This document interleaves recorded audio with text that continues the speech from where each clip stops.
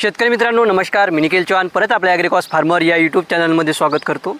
मित्रांनो, सोयाबीन पिकामध्ये पहिली फवारणी कोणती करावी असा प्रश्न सध्या आपल्या शेतकरी मित्रांकडून येत आहेत.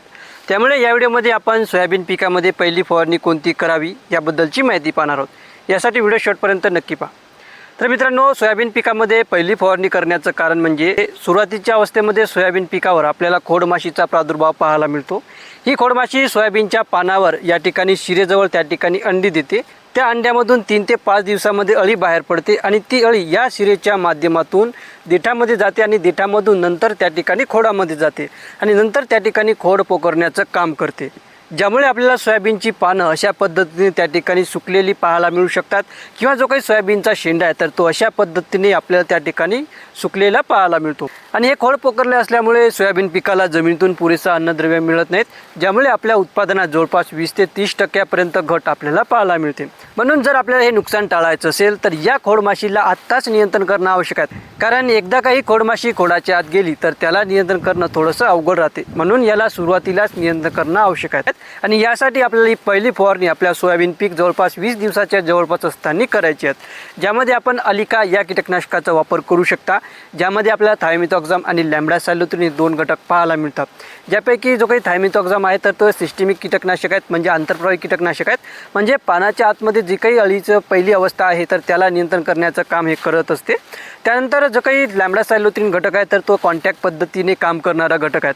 म्हणजे खोडमाशी जेव्हाही या ठिकाणी अंडी देण्यासाठी येईल तेव्हा याच्या संपर्कामध्ये आल्यानंतर ती त्या ठिकाणी नियंत्रित होईल, ज्यामुळे ती पुढं त्या ठिकाणी अंडी आपल्या शेतामध्ये देणार नाहीत.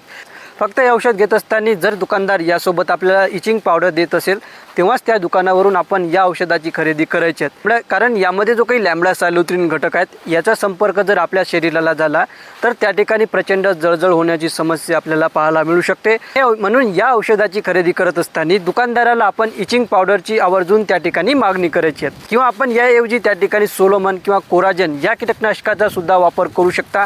यानं सुद्धा आपल्या सोयाबीन पिकातील खोडमाशीचं चांगल्या पद्धतीने नियंत्रण होईल.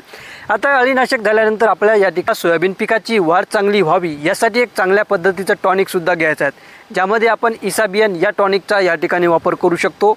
यामुळे आपल्या सोयाबीन पिकाची वाढ चांगली होण्यासाठी आणि सोयाबीन पिकामध्ये आलेला तणाव दूर होण्यासाठी त्या ठिकाणी मदत होणार आहे. किंवा आपण त्या ठिकाणी बायोविटा एक्स या टॉनिकचा सुद्धा वापर करू शकतो. यामुळे सुद्धा आपल्या सोयाबीन पिकाची वाढ चांगली होण्यासाठी आणि सोयाबीन पिकामध्ये फुटवा येण्यासाठी मदत होणार आहे.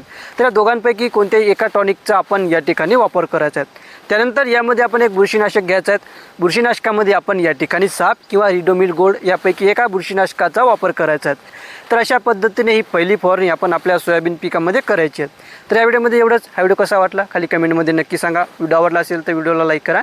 नवीन असाल तर चॅनलला सबस्क्राईब करा, जेणेकरून असे व्हिडिओज आपल्याला पाहायला मिळतील. धन्यवाद.